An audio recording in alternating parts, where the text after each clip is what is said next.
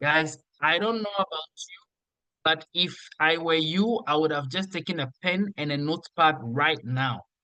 A pen and a notepad right now to be hearing from a tutor since 1995, staff development fellow, 1998, University of Namibia, all throughout, a lecturer in 2003, senior lecturer from 2001 up until now. Guys, head of the psychology section, Faculty of Humanities and Social Sciences, Postgraduate Studies, University of Namibia, Postgraduate Research Support Services, Center for Research Services. Guys, you don't want to miss what's going to happen tonight. This is a person with a bachelor's degree in English and psychology, with another bachelor's in general psychology, honors, with a master's degree in counseling psychology, and a PhD in psychology of religion from the International Islamic University of Malaysia. Guys, he was at the University of Durban in 2003. And his expertise are clinical psychology, lecturing, management and leadership, philanthropy, staff development, community and research psychology. Guys, I don't know what you want to hear tonight, but I'm not going to take a notepad. I'm going to take a notebook. Ladies and gentlemen, tonight we have someone with heavy intellectual outputs and academic publications. He single authored published journal articles, and all these are carefully, and when I say carefully, I mean carefully written, all right, documented academic impressions of an African convert. Guys, tonight is going to be heavy. He also co-authored the Introduction to Psychology at the University of Namibia in 1998 at the Center for Excellent External Studies in Vindo. He co-published the journal articles with Cynthia Joan Patel, Experiences of a Sample of Muslim Psychology with Students, Journal of Religion and Health. Guys, it's a lot. I don't even know how to introduce this man, ladies and gentlemen. Tonight, we've got a doctor with us, someone with high-level intellectual capabilities. He's got so many awards, training seminars, certificates. He's conducted workshops, conferences, and community engagements. Guys, I wonder the certificates this man has, if it even fits his room. Guys, please, with a standing ovation, help me welcome Dr. Amas Shikongo. Dr. Shikongo, if you are here, can we hear your voice, please? Just kindly unmute yourself, sir, so we can hear your voice, Doc. Can everyone hear me on the call? You are on air, sir. You are loudly being heard. Okay, good. I'm glad to be on here, and let me just share my screen, and I hope you can see what I'm projecting. Can you see what I'm projecting? Yes, sir. We can see your slides. You can go ahead, sir. Okay, good. Well, I'm very happy and very honored to be actually invited to say some few words with regard to our business. And today is going to be a very unique presentation because it's not going to be strictly focusing on talking about the business, because this is something that I'm sure we have been talking about since the business started. This one will be a bit of an academic presentation. Yeah, I was introduced as an academic, someone who has been at the university for some time. However, what I'm going to be talking about is there's direct relations to our business, and I will try to make it as interesting and as relevant as possible. I have titled this presentation as Blessings of Faith-Based Economics, Africa, Why Now? I'm sure we all know the slogan that we have in our company, very blessing and very blessed company called Affluence Global. The slogan that we go by is, it's your time. It's your time. And, you know, when I was introduced to this company, I kind of really felt very excited to be part of this. And I really want to also take this opportunity to appreciate my upline, Ms. Rato, who I'm sure she's online. And she's really the one who introduced me to this very beautiful, business. Of course, we've done business before in other companies, and she actually introduced me to this. And I had no hesitation to be part of this, and I'm very glad, feel very privileged to be part of this beautiful company. Now, yes, I was already introduced, and I would want to actually proceed to go to the presentation. Like I said, it's going to be a bit unique, but I hope you're going to find it interesting and also educational. So one thing that I like about the model of business of network marketing is that, it's not just about money, it's also about learning, it's about personal development, it's about so many things that are actually making life much more interesting. So I must actually state here that I will be using a lot of scriptures, especially from the Bible, to actually demonstrate that here we are actually part of a very interesting concept. This is why I titled this Blessings of Faith-Based Economics. Now, one of the things that I picked up very early in the business, that the founders of this company, they have mentioned very explicitly that they have not just established this business to make money, but also to serve humanity, and in the process, glorify God. And for me, I found this very interesting because, most of the business that are actually out there, they don't have this kind of approach. They have a sort of what I would call a secular approach. But this particular company, it does not shy away from mentioning and glorifying God. And as I said, I thought very hard about what am I going to talk about, because when Doctor reached out to me, he asked me, what do you want to talk about? Are you ready to say something? I said, yes, for sure. I'm very ready. And I want to talk about why Africa and why now. As you can see there, I'm projecting the map of Africa. And I'm sure that a lot of us are represented on this from different countries. I see so many people from Zimbabwe. I see a lot of people from South Africa. I see a lot of people from Botswana. I see a few from Namibia, and obviously from Ghana. So, and there's going to be a bit of a focus on Ghana.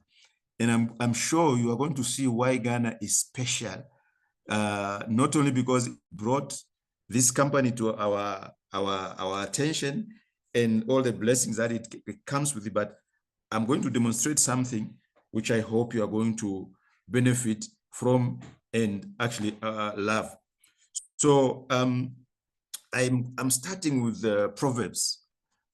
Proverbs 25 talks about the royalty of research, as I called it.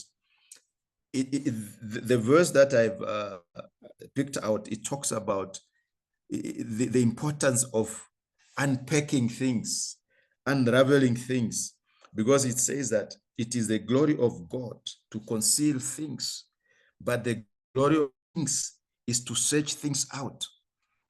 I just want you to reflect about that it is the glory of God to conceal things, but the glory of kings is to search things out.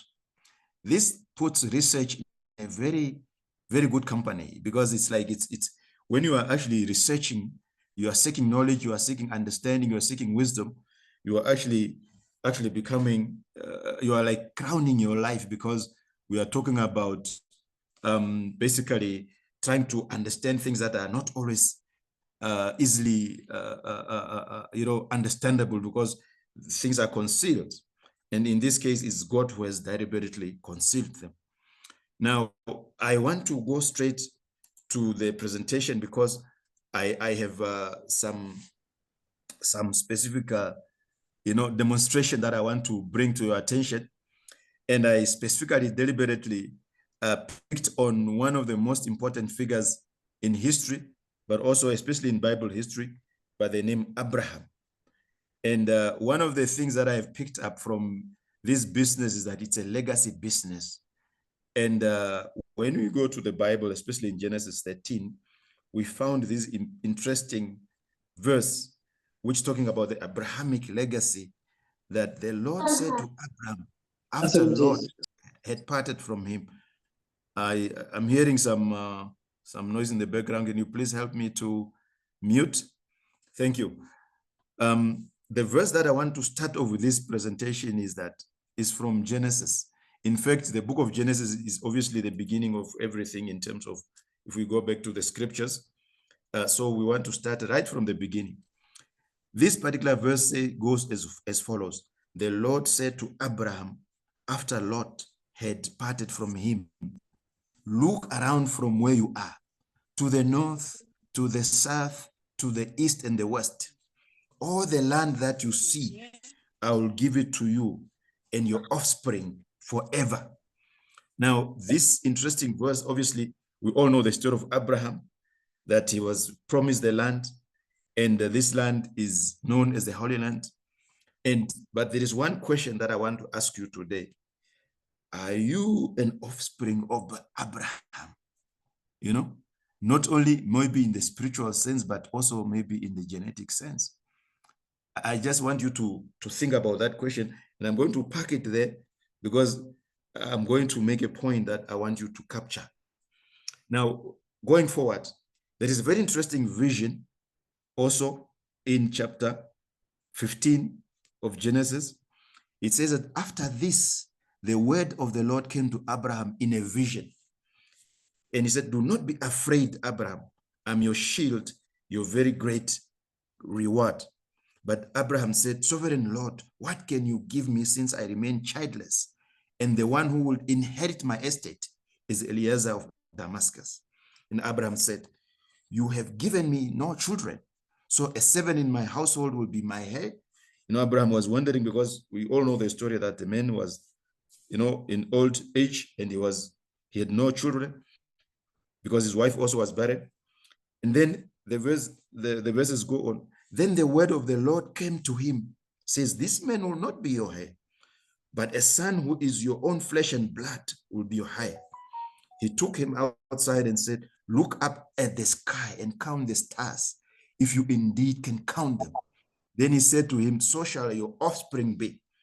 Okay, so Abraham was promised actually a great offspring, a great number of descendants. Abraham believed the Lord, and he credited it to him as righteous. He also said to him, I am the Lord who brought you out from Ur of the Chaldeans to give you this land to take possessions of it. But Abraham said, Sovereign Lord, how can I know that I will gain possession of it?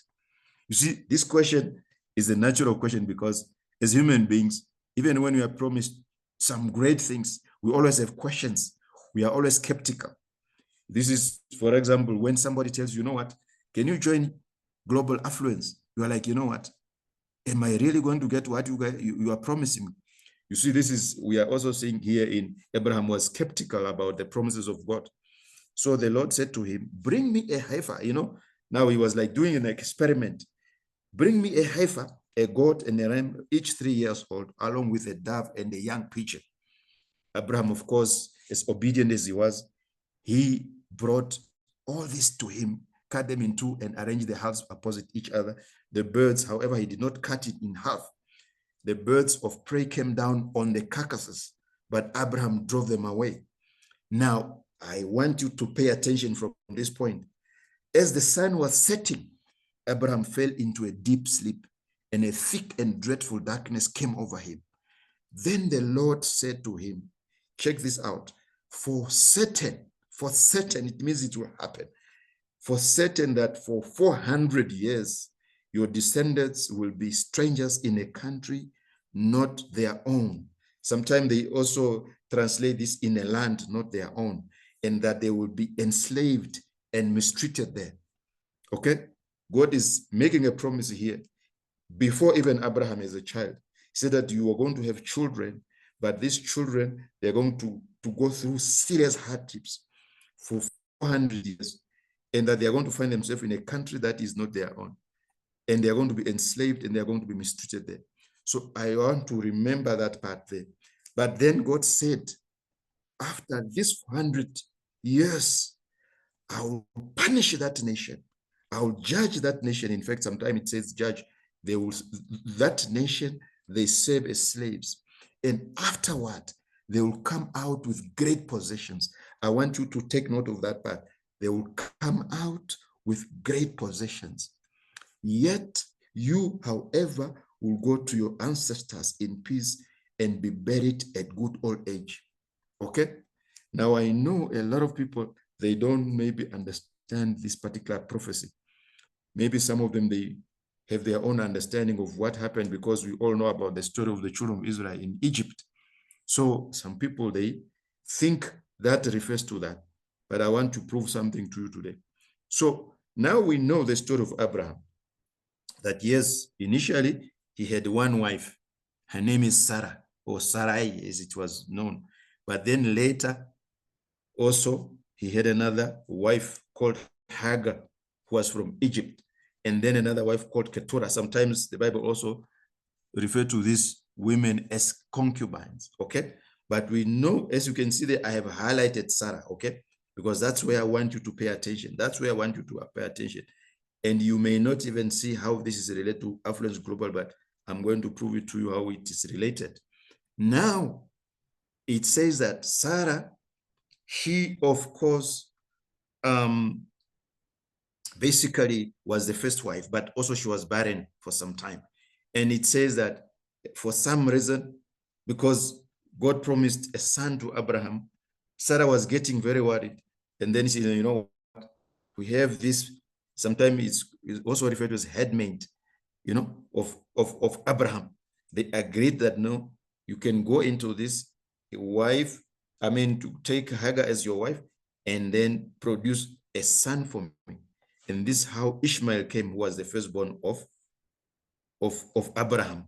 However, God later, as we all know, gave ability, the fertility ability to Sarah. And of course, we know that Sarah gave birth to Isaac. And of course, Isaac later gave birth to Jacob, the father of the 12 plus 1 children of Israel. A lot of us, we know about the 12 sons, but there's also a daughter. I don't know how many of you know that Jacob had 12 sons and 1 daughter. As you can see here, I've provided the genealogy of Jacob. And of course, his first wife was Leah, and then of course, he also had Rachel, Bilhah, Rachel, Mite, and Zilpah. So we know that the 12 children of Jacob, they were from 12, from 4 mothers, okay? And of course, we know their names, okay? I'm not going to go too much into that, but just for information, there's also Dinah here. I don't know, a lot of people, they do not know that Jacob had 12 sons and 1 daughter. Her name is called Dinah, okay? So I'm not going to spend too much time there, but I want to move on to say something. Now, a lot of people obviously know that there was something called the slave trade. The slave trade. And if you see here, if you can see here, you are following me here, you can see where the Hello, Doc. slaves were Hello, removed. Doc. Just Yes, 2 seconds. Can yes. you stop? Can you stop your slides and reshare it again? I think someone uh, mistakenly typed something and then it brought some lines on your screen. Just stop Yeah, your I was actually about to comment on that but I didn't yes, want to just stop distract it and myself. reshare again. It will go off. Okay, okay. Yeah, because I don't know what happened there. Okay, now you So can reshare again. let me reshare it. Thank you, Doc. Yes, thank you. You're So welcome. Now you can continue. yes, now I want to move on. I want to jump to this one here because I'm sure a lot of us, we know that people who are of African descent, they went through this terrible experience called the slave trade. Okay, this slave trade, as you can see here, it came right from this area where Ghana is also featuring, which is called West Africa. And this is where actually you see here, this is where the flow was, the gate was here. And in Ghana, I'm sure my brother, Dr. Justice, knows that this is where the place of the slaves were picked up from. If I may ask Dr. Justice, just to interact with you a bit, what is the name, what's the meaning of the word Ghana, by the way? Oh, this is a huge question.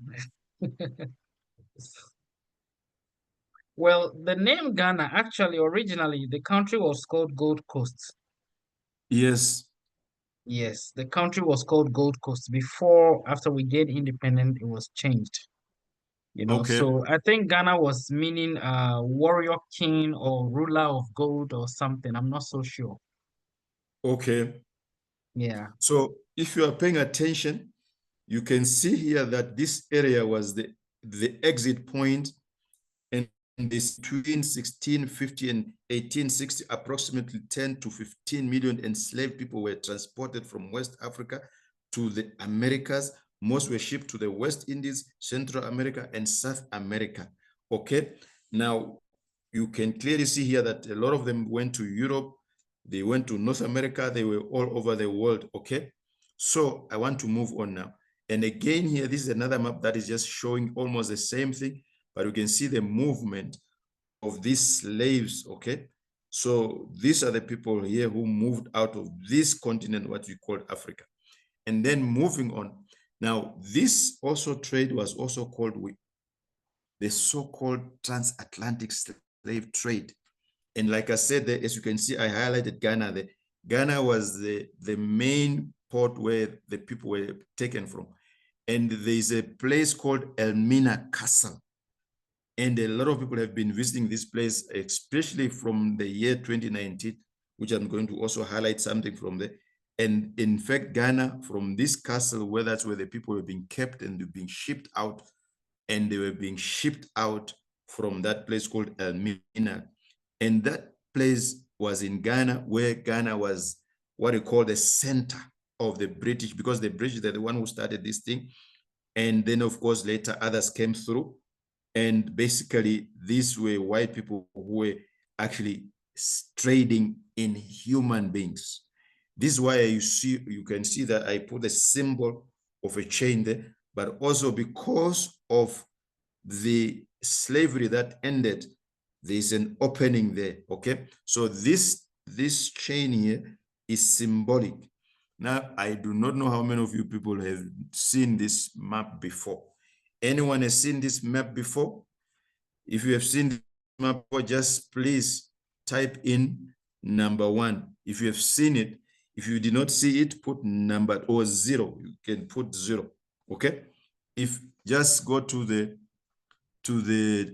chat, if you have seen this map before today, please type in 1. If you have never seen this map before, please put 0 there. Okay. But have you seen this? Anyone has seen this? This is a very old map. And a lot of people have not seen this map. But also, if you can see here, this map here, it was called Negroland. Negroland, okay? And you see this area here. This is a very old map. I cannot remember the year. I can check later. But you can see here that this is the area where actually this was what called Negroland, okay? Now, obviously, now if you see this is West Africa, now you are going to find that there are new countries here with new names, especially after the Berlin, so-called Berlin Conference, when Africa was split up. But yes, let me move on before I waste too much of time there. But this is another map which I want you to pay attention to. You know, the good doctor told us Ghana was previously known as Gold Coast, as you can see here. And you can now see here that other countries now with new names are called. Senegal is here, and Africa is obviously being there. And you can see the word slave here, where the slaves were coming from. They're going to Brazil, they're going to South America, they're going to West Indies, Cuba, everywhere they are going there. And obviously they were shipped there, and they went there in slave ships. Now, this map here, I will come back to it later, but I just want you to see it here because there is an interesting part that I'm going to highlight here as you can see here, especially from Egypt. And then here you see what is called now Israel, Palestine. I'll come back to that, but I just want to park it there. I'll come back to it, but I'm trying to visually bring you with me. Now, going forward, another prophecy here. Here, this prophecy was given to the children of Israel when they were leaving Egypt. That's why I want you to pay attention. He said that then the Lord will make you return. Check the word, return to Egypt by ships over a route I said to you that you would never see again. There you will see you will sell yourselves to your enemies as male and female slaves, but no one will buy you. Okay, this one you find it in Deuteronomy. Sometimes we are told that this chapter is a chapter of curses and blessings. Okay, and of course, one of the curses was that if the children of Israel, they do not obey their God, God is going to subject them to punishment, and this punishment happened to be slavery. Now, when we hear this word Egypt, I'm sure we all know where Egypt is, and we know the story of Moses and the sea, everything. I don't want to spend too much on that because I don't want to talk too much about history. I want to talk about the future and where we are now. Now, here, this was the fulfillment of the prophecy here. Here we see these are human beings. These were packed like, animals are packed. If you have seen farmers carrying their cattle, they carry their horses, they carry their sheep, whatever. That's how they pack them up. And this is how the Africans were shipped out of Africa. Okay. Now, if you see this word here, this particular verse here in Deuteronomy, it says that the Lord will make you return to Egypt by ships. Now, if I'm going back to this map here, I want you to tell me whether you can move from Egypt to Palestine in ships, that you can move from here in ship, because we are even told that even Jesus, when they moved from here to, when they were hiding from, the Romans, they moved on a donkey. So this somehow put a question whether this particular prophecy was talking about this ancient Egypt there. Okay, so let's move on. Now, interestingly, this ship, one of the ships, you'll be shocked to learn that the British, when they were shipping this African, they were calling it a fantastic voyage. They were calling it a fantastic voyage. And that the very first slave ship, which was used to enslave African people, guess what name it was given? It was called Ship Jesus, and that this ship Jesus was the name of the slave ship which was captained by a so-called Sir John Hawkins in 1564 by appointment of the Queen of England. So like I said, it was the British who started this whole transatlantic slave trade. Now let's move on. Now I want to contrast here because we can see this picture here. Anyone can tell me what is this picture about? Anyone can tell me about what this picture? You can just unmute yourself and tell me what is this story about this picture. Egyptian pyramids, eh? Yes. That's about Egypt. Okay. So this is in Egypt, in Africa. Isn't it? Yes. Good. Yes, So associated with the pharaohs and all that. Now, when you come to this, can you guess what the second one here? What do you think is going on here? Where is this one? This one here.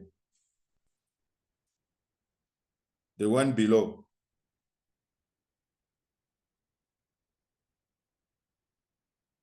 Anyone can answer? It looks like a lady's face. But where is it located? This one, the one below. This one we know it's in Egypt, ancient original Egypt. What do you know? Any guess? Any guess or somebody who knows exactly which one? Where is this one?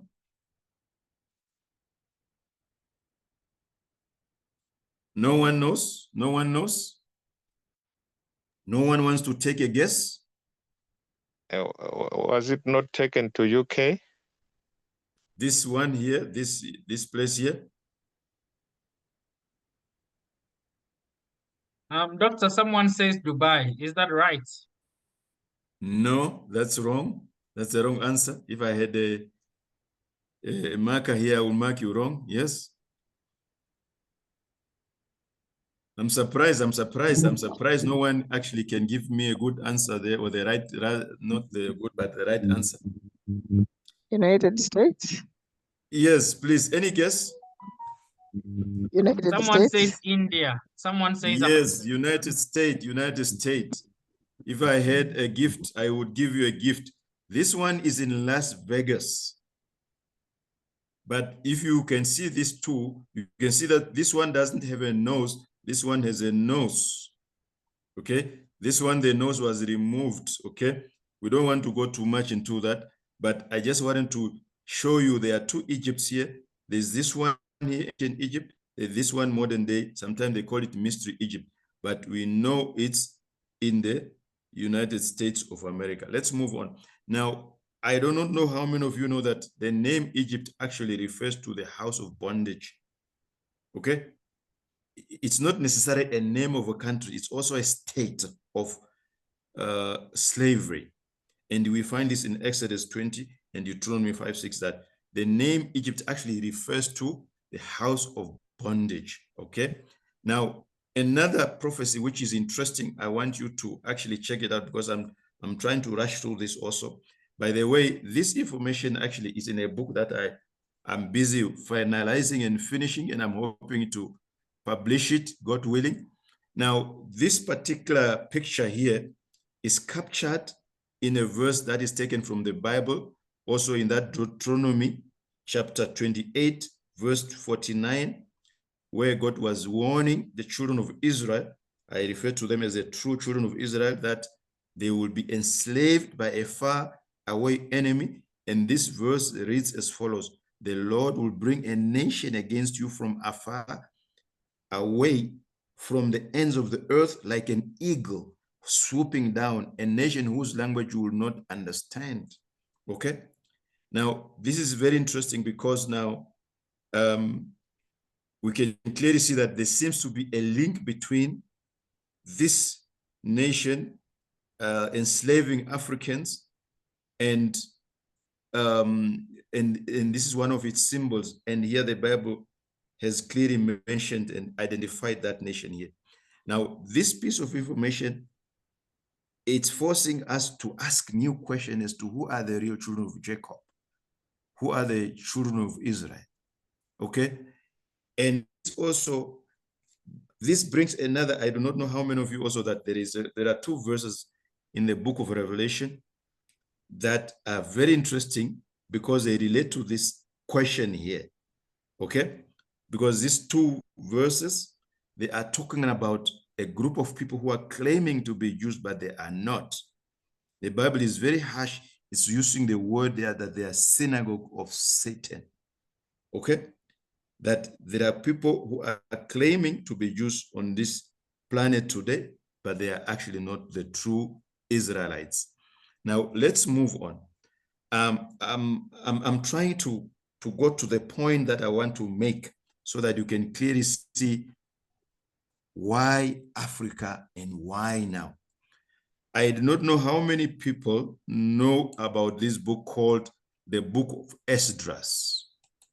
Anyone? I know not many of us has done theology, but anyone knows the book called the Book of Esdras? Anyone knows the Book of Esdras? Yes, You've Doc, heard I about know this book about that before? book. You know I know about that book, Doc. Yes. Good. Of course, this book is being categorized, especially if you go to the King James Version, it's categorized as an apocrypha. But this book obviously is also included, especially in the Catholic Bible, because maybe some of you know that the Bible has different versions with different total number of books. For example, the books that are in the Catholic Bible, there are 73. In the Lutheran, there are 66. And this book of Esdras is not there, although originally it was there. Now, there is an interesting verse in that book. It's in 2nd Esdras, verse 6, chapter 6, verse 9, where it says, for Esau is the end of the world, and Jacob is the beginning of it that followeth. Okay, this is a very interesting verse. It says that for Esau is the end of the world, and Jacob is the beginning of it that followeth. Now, of course, this is a very interesting verse because it talks about, again, the family of Abraham. And we all know about the story of Abraham, son who came from Meme Sarah, or Mother Sarah. Okay, this story, it says that Abraham became the father of Isaac, and Isaac was 40 years old when he married Rebekah, the daughter of Bethuel, the Aramean from Pada Aram, and sister of Laban, the Aramean. And that Isaac prayed to the Lord on behalf of his wife because she was childless also. The Lord answered his prayer, and his wife Rebekah became pregnant. And the babies, interestingly, it says that Rebekah had 2 babies in his womb. And these twin babies, they were fighting, they were jostling while they were inside. Okay? And then Rebekah was like, why is this happening to me? So she went to inquire of the Lord. The Lord said to her, there are 2 nations that are in your womb, and the 2 people from within you will be separated. One will be stronger than the other, and the older will serve the younger. So now this is very interesting because it says that actually mother Rebekah had 2 children inside her womb, and we all know that these children, one of them, the name is Esau, the other one is Jacob, who is Israel, who was renamed, obviously, because we know that Israel is not necessarily a name of a country or land. It's actually the name of Jacob, because his name was changed when obviously it says that he wrestled with the Lord, or the angel of the Lord. So I do not know whether you are following me so far. Are you together with me, people? Can I get some yes? Are you following me, people? Or am I losing you? Are we together? Doc, we are together. Good. So now I want to jump because this is a condensed presentation. Now I want you to actually ask this question here, to ask it with me and answer it with me, that is it then a coincidence of history that of all African countries, Ghana, formerly known as Gold Coast, has been leading the African Renaissance? And is it then an accident of history that Ghana is generally recognized as the first African country to gain its political independence? Okay, we know that we have got 54 countries in Africa, and that Ghana is generally seen as the first African country to gain independence, which was in March 1957. Yet, how many African countries are financially and economically independent today? Now, we all know the story of Liberia, because Liberia obviously was not necessarily a country that was created naturally. It was created artificially, because it was to get the slaves who were in America to have their own place. That's why it's called Liberia. And of course, we know the story also of South Africa. For some reason, at some stage, it was also slightly different. But we know that South Africa obviously was under apartheid for a very long time. They just recently got their political independence. But we're talking about Ghana is a special country in Africa. And it's no wonder that Affluence Global is coming from this country called Ghana. So I want to demonstrate something to you people today. Now, what is the significance of the 400 years that the descendant of Abraham were to be enslaved and mistreated? And how is that supposed to be of our concerns today as people of African descent? What business do we have to worry about this prophecy of 400 years? Okay, as I read it in Genesis for you. And how will we count and account for those 400 years period? And is that an ancient prophecy? Is that a recent prophecy? Or is it even a current Bible history, if we can call it that way? And is that a relevant Bible prophecy to any one of us today? Or is just some stories in the Bible, some myths or some legends in the Bible, or is something that has something to talk to us today? So then I'm asking further, is it then an accident or a coincidence of current history that it is from Ghana that the business slogan, it's your time. You remember this was my talk, my topic. It's your time. This slogan is shouted from Ghana, coming and associated with what you call Affluence Global today. Is that an accident? Is that a coincidence? Are you thinking with me here? Are you thinking with me here? Now let's move on. I know people from Ghana, and I'm glad that Dr. Justice is here. Doctor, do you remember that your previous president, Nana Akufo-Addo, in 2019, he declared the year of return? Is that true? You are absolutely right. I remember very well. All the Black Americans, everybody was coming to Ghana. Even up till now, they still come. And Ghana is actually the first country that, as long as you have an African passport, you can go to Ghana without visa. Anywhere in Africa, as long as you have an African passport, you can go to Ghana without any visa. Interesting. But why was it in 2019? Did your president explain why did he declare that year as the year of return? No, he didn't. But from your own side, have you ever understood what that year was? What was significant about the year 2019? No, not entirely, Doc, not entirely. Okay, But okay. from what you are telling me, I believe we are getting somewhere very powerful. Coming. This is not a joke. This is a serious presentation. That's why I want you to think with me, ask with me, imagine with me.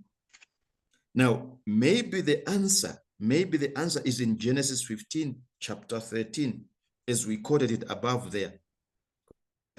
But however, now, this is in fact the gist of my Pan-African yet Bible-based discourse. I want us to understand this 2019. Okay? Now, another question which I'm sure everybody's asking, if you are online with me, you are asking, what is this guy trying to prove to us? What is this guy trying to say? How is he trying to relate this to business? We are talking about Affluence Global, and he's talking about Abraham, he's talking about all these ancient stories. Let me tell you that you are living in interesting times. So I want to demonstrate to you this word that you selected. Whoever selected this word, it's prophetic. What is the association between the word affluence and the term great possession? Now, if we go back to this verse in chapter 15, verse 14, okay? If we jump back to it, just for you to think with me, this verse is up there. I want you to think with me. This is the verse here. When the Lord was speaking to Abraham, he said, know for certain, 100%, know for certain that for 400 years, your descendants will be strangers in a country, in a land not their own, and that they will be enslaved and mistreated there. But after these 400 years of bondage, I will punish that nation. I will judge that nation. And then after the judgment, they will come out with great possessions. These people, this descendant of Abraham. Okay? So this is why you saw I put it in red. I put it in red so that you are able to think with me. Now, let's move on. Let's move on because I want to show you something. I want to show you something. I want to show you something. That verse in Genesis 15, it says that after the 400 years, these people, these descendants of Abraham, they will come out with great possessions. Okay, now, interestingly, this word has been translated almost the same by different Bible translators. I'm not going to read all of them, but because it's essentially the very same verse. But I just want to highlight and draw your attention to the last two words. Okay? In the New International Version, it's translated, this word is translated as great possessions. And then in New Living Translation, it's translated great wealth. Wealth, I want you to note that word wealth. And then English Standard Version is great possessions, many possessions, great substance, and other variations. Great possessions, many possessions, many possessions, many possessions, many possessions. So most of this, they agree, different versions, but basically agreeing.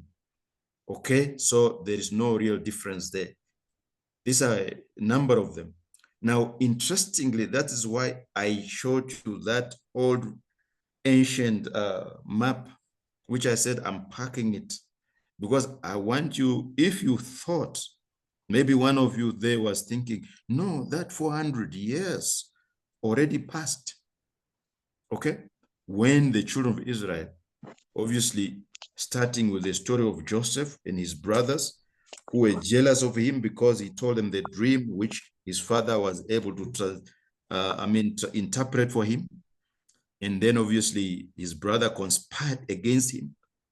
They literally sold him into slavery and they let him fall in the well, which was also very symbolic because it was talking about a future, you know, of these people. We know that in Exodus 12, chapter 12, verse 40 and 41, it says that now the duration of the Israelites' stay in Egypt was 430 years, meaning that that ancient history, it was not 400 years, it was 430 years. And that at the end of that 430 years, to the very day, all the Lord's division went out of the land of Egypt. Now here we are talking about that Egypt in Africa. And remember that the word Egypt simply means the house of bondage, okay? However, when we come to the New Testament, it says that in Acts chapter 7, verse 6 to 7, it says, God told him that his descendant, now here is Abraham. God told him that his descendant would be foreigners in a stranger land and that they will be enslaved and mistreated for 400 years. Now here we are seeing a recurrent theme from the Old Testament. This one is now in the New Testament, where God is saying that I will punish the nation that enslaves them. God said, and afterwards they will come forth and worship me in this place. Okay, so I want you to understand that here it's another 400 years being mentioned. This one is in the New Testament, which is going together with the verse in Genesis 15:13. But this one is talking about 400 years. It doesn't talk about 430 years like in Exodus. So I want you to just to try your patience a bit. You know, I want to now go back to this map here now. This map here. You see this map here? If you can see here, this is the ancient Egypt. This is Palestine, Israel, which we call the Holy Land, the Promised Land, where basically Moses took his people, okay, when Pharaoh was oppressing them. But it's clear here, you can see that there is no way you can move people with ships from this Egypt to this place or back and forth.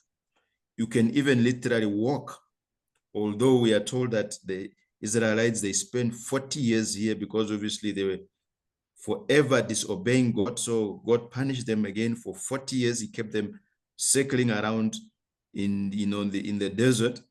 But this place here, they were able to move even by foot, meaning that you need to change your mind if you want to understand the prophecy, both in Deuteronomy and in Genesis and then in Acts.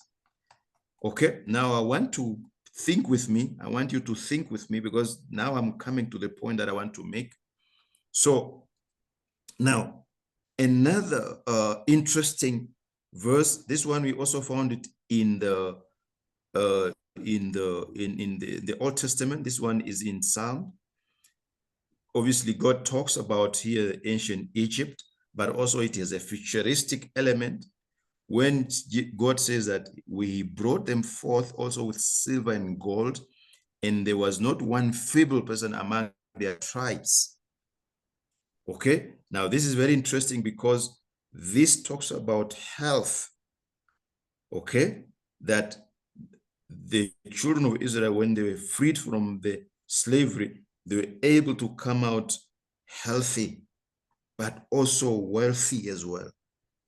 Now, if you go to any dictionary, you try to find this word affluence, which this Ghanaian company, if we can call it, picked on. It's a very interesting word because it says that this word, the word affluence, it's of Latin origin and it means affluere. Okay, and it means to flow abundantly.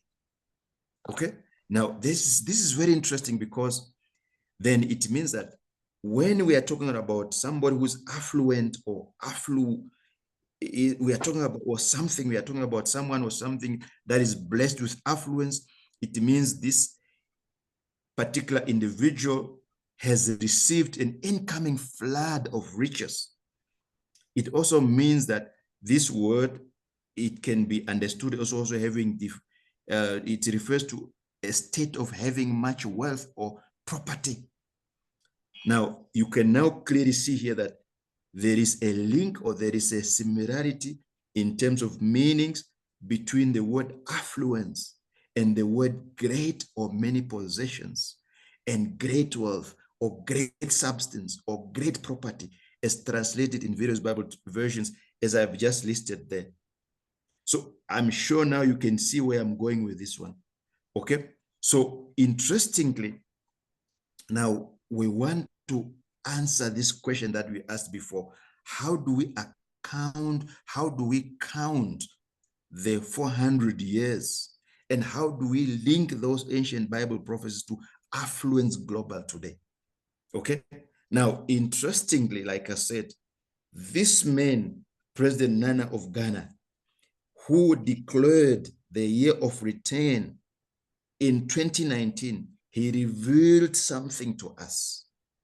He revealed something to us. Whether he explained it to his own people, it's clear that this man was prophetically telling the African something.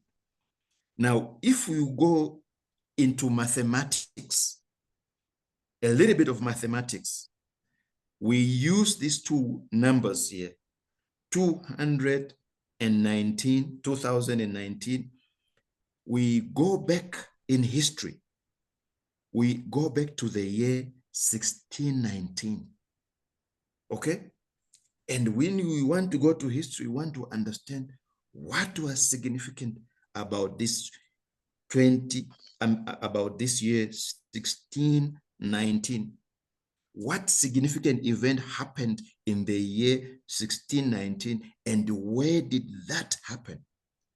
Now, anyone who knows a little bit of history, they know that this date here, especially in American history, it's recorded as the year when the very first slaves from Africa who came through Ghana reached Virginia in Washington in America. And I'm telling you, I had the privilege. I was in America in 2017. I was actually invited by the was that by the first what I call Trump administration, and I was able to visit this place, specifically Virginia, and I was able to see this. It's almost as if I was taken there literally to experience something in flesh and blood. But I want you to pay attention now to these 2 years, the year 2019 and the year 1619. Okay? They say this year was the year when the very first slaves from Africa through Ghana reached Virginia, Washington. And for your information, they were taken by ship Jesus through the sea. Obviously, some people died. They were thrown in the water, okay? Just like Joseph was thrown into a well. So when he was the very first one from the ancient children of Israel to go to ancient Egypt. Now here we are seeing that these very people who went to America, who reached there symbolically in the year 1619, these people, they are generally and historically known as Negroes, or derogatively known as niggers, just like we were called Kafirs in Southern Africa by the Boers here. And then these are also called, obviously after the so-called emancipation, they were called former African slaves. And then later they were called the people of color by the discolored people. And sometimes they are also called the Afro-Americans. This is how we know them today. And that's what Dr. Justice told us, that this Afro-American today in 2019, they were flocking back to Ghana because Nana declared that year the year of return. Now, whether the man knew what he was doing or what he was doing, he was actually revealing a prophecy. Yes, that year 1619 marks the arrival of the first Africans as slaves in Virginia and the founding of the very first so-called representative government in America, obviously only representing white people because Black people were obviously slaves, so they were not part of that government, although they call it a representative. Now, when we do a little bit of mathematics of this slavery period and its aftermath, we notice that significantly, when we put these 2 years together, 2019 minus 1619, we just magically come to this number here, 400 years. Now, what did the Lord God say to Abraham? He said, after that 400 years, God himself is going to punish and judge this particular nation. Now, this is another quiz. Can anyone remember anything that took place in 2019 that had some element of punitive angle to it? Anyone? What happened in 2019 which seemed to have a punitive element? Anyone? This is another quiz. That's COVID-19, eh? I'm telling you. Something happened there. Okay? Something happened because God does not do things silently, especially significant things. So this was a very interesting year because it was also the year when this particular prophecy came to an end. And also we notice that from that point onwards, this particular nation has been under judgment, and we know that it has fallen already, and it's obviously Trump is trying to make it great again. But this is not going to happen because another prophecy says that the one in Esdras, that Esau. I do not know how many of people know who is Esau today, but it says that Esau, the brother of Jacob, will be the end of the world. And after that, Jacob will begin his reign.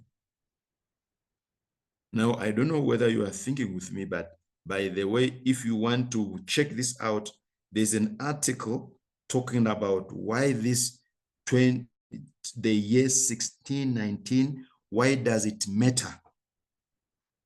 Now, if I want to play around a little bit here with Genesis 15, we can say that this verse, it says that after this period, these people, this descendant of Abraham, they will come out with affluence. Because we have already noticed that this word affluence is essentially the same, it carries the same meaning as possessions, as substance, as wealth, as riches. Now, can you understand why now this company has this slogan? It's your time. I do not know whether you are clicking, because here I just want you to connect dots here. I want you to connect dots. Okay? So, because I want you to understand that you are part of a very interesting time where God says that you, the descendant of Abraham, who were enslaved for 400 years now, your slavery has come to an end. Now you are heading towards financial success and prosperity. This is why we are talking about affluence. This one is just a bonus because this is my end of the presentation here. Because it says that if you want to be affluent, then you need to make sure that you follow the example of King Solomon, because King Solomon, who was one of the most wisest human beings on planet, he was also a very model businessman because he believed in diversified revenue streams. Because this one is breaking my tongue. Can somebody read it for me there? Ecclesiastes. Is that how it's pronounced? This verse. Ecclesiastes. Ecclesiastes. Yes. Yes, chapter Ecclesiastes, 11, verse 2. Ecclesiastes now is talking now to me and you now here today. It says that if you want to be affluent, you need to diversify your revenue streams, because this verse, as translated by the New International Version, it says invest in 7 ventures, yes, in 8 ventures. You do not know what disaster may come upon the land. Now, in Affluent Global, we have not only 7 or 8, we have 10, okay? According to our compensation plan. Why? Because this company, whether it knows it or not, it's involved in faith-based economics. This is why here, according to the scripture, if you want to make money, if you want to have wealth, you need to diversify your source of income. Another example that I want to give you of a model businesswoman who is called the businesswoman of value, who the Bible refers to as some kind of a global trader. We read this in Proverbs 31, chapter 31, from 10 to 31. In the New American Bible, we found this woman of worth. This will be my last point. It says, this woman, who can find a woman of value, or the woman of worth? Far beyond jewels is her value. Her husband trusts her judgment. He does not lack income. She brings him profit, not loss. All the days of her life, She seeks out wool and flax and weaves with skillful hands. Like a merchant fleet, she secures her provisions. I also want to bring you mind to, she secures her affluence from afar. Do you know that now this is the verse that the name of our company comes from? Proverbs 31 verse 14. This is where the name Affluence Global is coming from, the scripture here. That's why, you know, the founders of this company, they want to glorify God. But I do not know whether they were fully aware that they were actually fulfilling a prophecy also here. Now it says that this woman of worth, she rises while it's still night and distributes food to her household, a portion for her maidservants. She picks out a field and acquires it. From her earnings, she plants a vineyard. Again, this talks about diversified income. She girds herself with strength. She exerts her arms with vigor. She enjoys the profit from her dealings. Her lamp is never extinguished at night. She is online now, that one. She puts her hands to the distaff and her fingers ply the spindle. She reaches out her hands to the poor and extends her arms to the needy. She is not selfish. She is not concerned for her household when it snows. All her charges are doubly clothed. She makes her own coverlets. Fine linen and purple are her clothing. Her husband is prominent at the city gates as he sits with the elders of the land. She makes garments and sells them. She's a businesswoman and stocks the merchants with her belts. She is clothed with strength and dignity and laughs at the days to come. She opens her mouth in wisdom. Kindly instruction is on her tongue. She watches over the affairs of her household and does not eat the bread of idleness.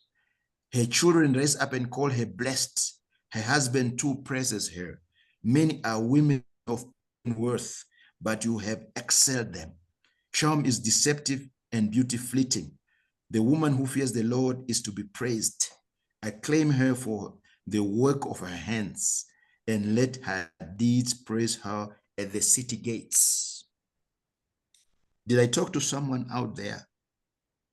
This ends my presentation. This ends my presentation. But as you can see here, I just wanted to draw your attention to this verse here, that this is where our company gets its name from. You know, that if you want to also make money, don't confine yourself to your village. You have to get your affluence from afar. You have to have a global trade. Okay? So I do not know whether I did talk to someone today, but I just wanted to talk to you from this very prophetic, biblical perspective, a take on Affluence Global. I must thank you people for your attention. You have been a very kind people. You have been listening carefully, but I do not know whether I made sense or not. So I will leave it to you. And I want to come back to this, that there's blessings in a faith-based economy. In Africa, it's your time and it's timely. And I hope I was able to bring that point across. Dr. Justice, I want to give back to you. Dr. Shekongo, I don't know what to say. I really don't know what to say. Guys, I don't know. Doctor, please permit me to sell this tape. I can't give it out for Dr. free. Justice. No, no, Dr. Rato, Justice. no, Rato, I'm this, weeping. I'm weeping. I'm in tears. This is just, I don't even know yeah, what me to say. too. Me too. Oh, Dr. Doctor, Shikonko, I'm speechless. Ah, I don't know. I'm without words, guys.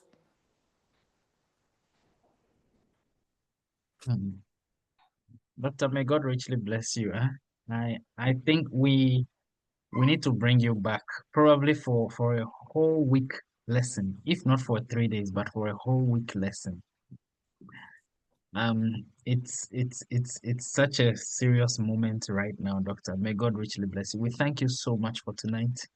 I wasn't expecting this, honestly. I really wasn't expecting this. I don't even know what to say. But guys, what do we tell Dr. Chikongo? He's a lecturer at the University of Namibia. Doctor, we need to be your students. Please permit us to come to class. We will never, some of us will never miss your lessons ever. And guys, on a more serious note, I'm not going to share this recording. I'm rather going to sell it. It has to be on the archives. Doctor, I wish to see some of your students, honestly. I really wish to see some of your students. Guys, I can't say much, but Doc, may God richly bless you. May God give you abundance of wealth, of knowledge. Thank you. And may God increase you. May God be your guide. May God protect you. May God have mercy on your dealings. Thank And you. I pray that as you are with us in Affluence Global, may you have a very big team and make you make good amount of wealth. Affluentially, may you be rich. Guys, thank you all so much. If I talk again, I'm going to cry. Good night, everybody. Doctor, we'll talk later. Thank you Bye-bye, very much everyone. for your attention. Thank you very much. Thank you. Thank you so Good. much. Thank you.